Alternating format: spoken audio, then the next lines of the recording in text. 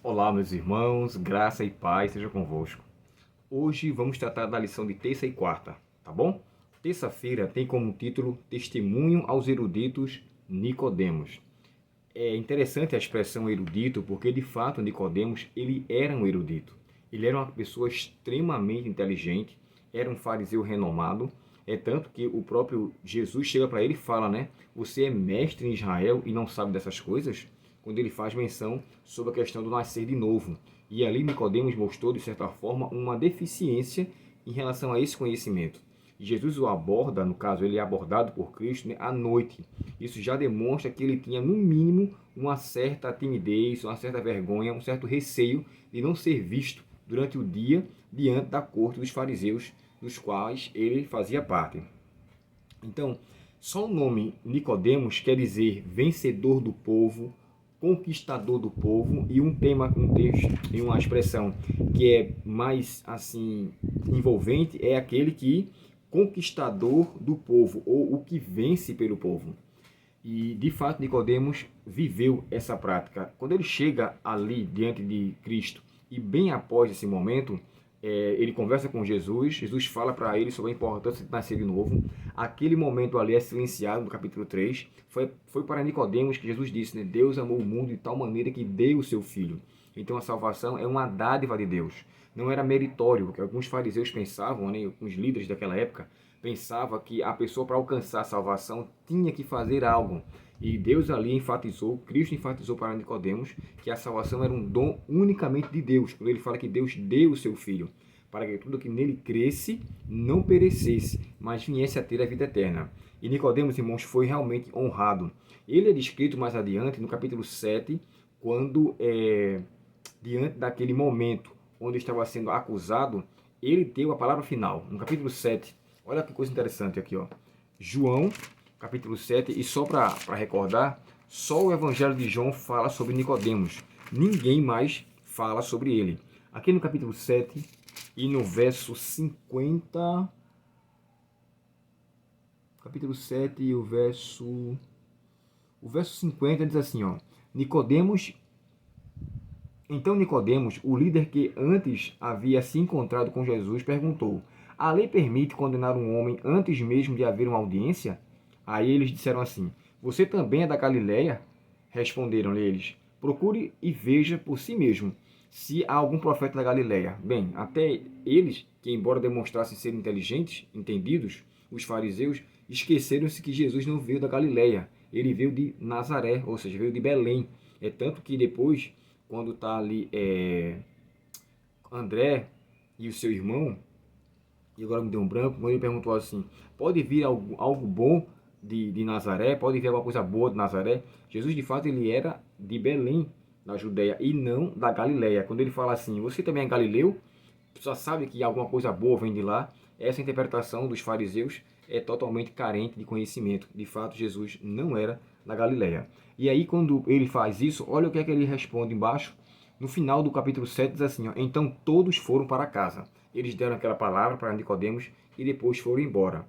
Nicodemos aparece mais uma vez no capítulo 19 de João, quando ele ali levou especiarias, e há quem diga que ele levou 35 litros de um perfume caríssimo. Olha que coisa interessante aqui, quando é descrito sobre ele, no capítulo,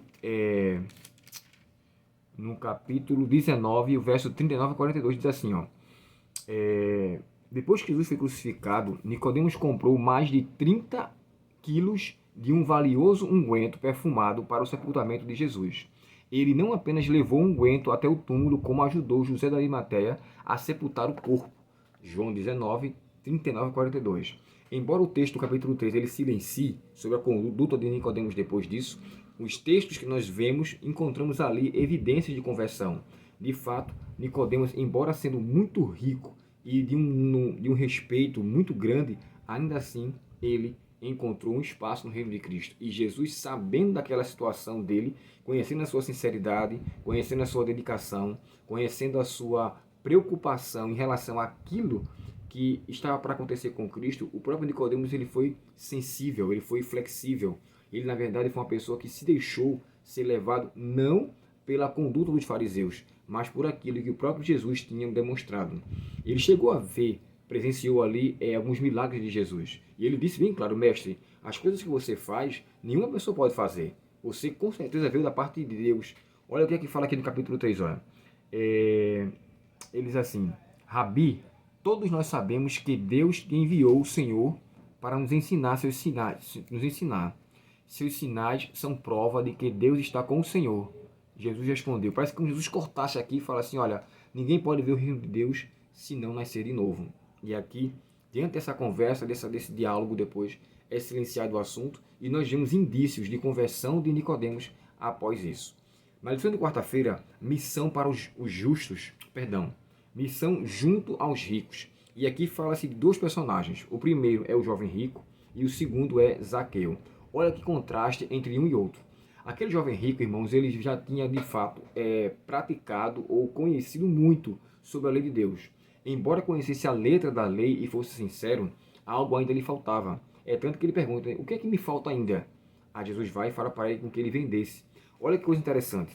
Diante dessa situação, quando é falado sobre esse jovem rico, Ellen White tem uma coisa aqui muito interessante que ela diz assim, ó: Jesus viu nesse príncipe exatamente o auxílio de que necessitava, caso ele viesse a tornar-se o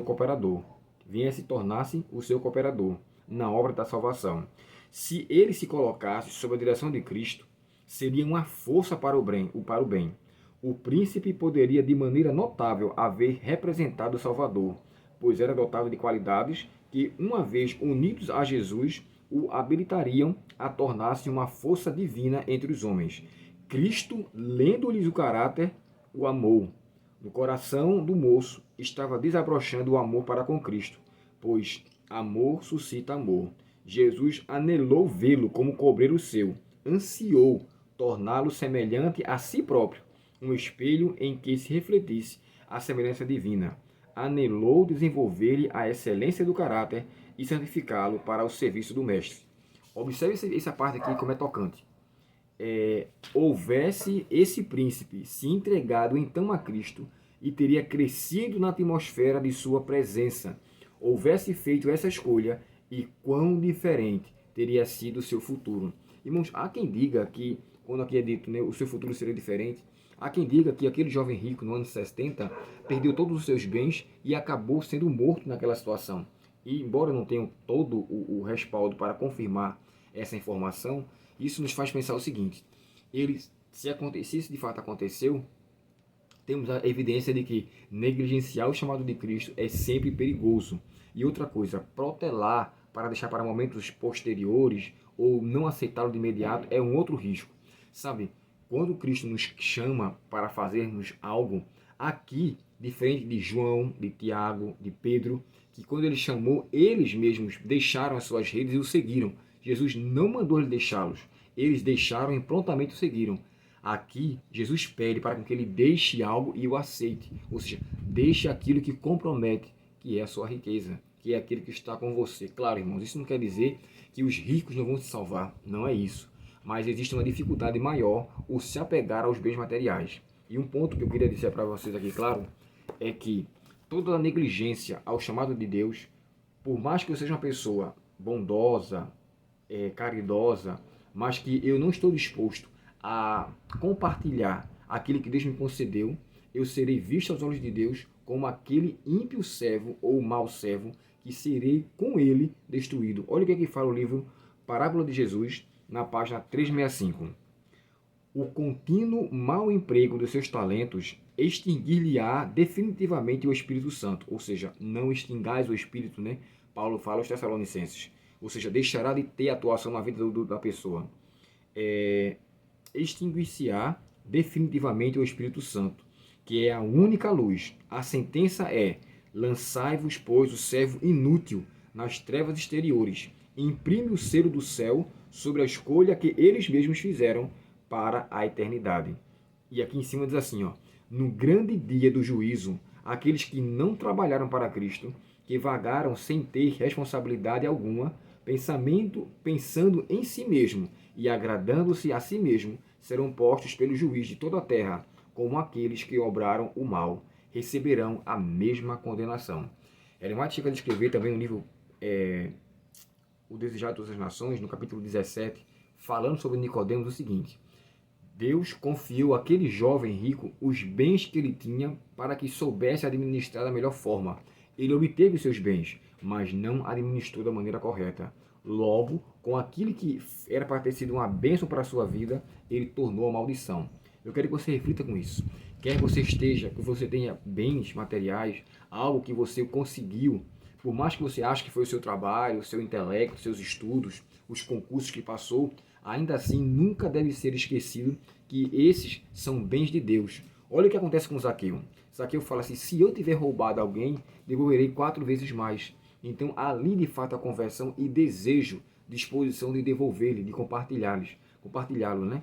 O que aconteceu com o jovem rico em relação a não aceitar foi o contrário com Zaqueu, que se dispôs a aceitar e seguir o seu mestre. Havia em Zaqueu sinceridade, assim como também havia sinceridade em um jovem rico. Só que de ambas essas questões, o Zaqueu, embora fosse publicano, embora fosse uma pessoa não vista na sociedade, porém tinha um bom porte financeiro, ainda assim ele não colocou Cristo abaixo dos bens desta terra. O contrário do jovem rico, que colocou Jesus. Ele ficou triste porque não conseguia se desprender do que ele tinha. Ele ficou triste porque não conseguiu harmonizar as duas coisas. E ele ficou triste porque agora percebeu em seu coração que aquilo que lhe faltava era o primordial. Embora ele dissesse que tudo ele tinha guardado, só o primeiro mandamento já tinha quebrado: não terás outros deuses diante de mim. E para aquele homem, o Deus dele era a sua riqueza. Muitos estão, mesmo sem a perceber, no mesmo caminho.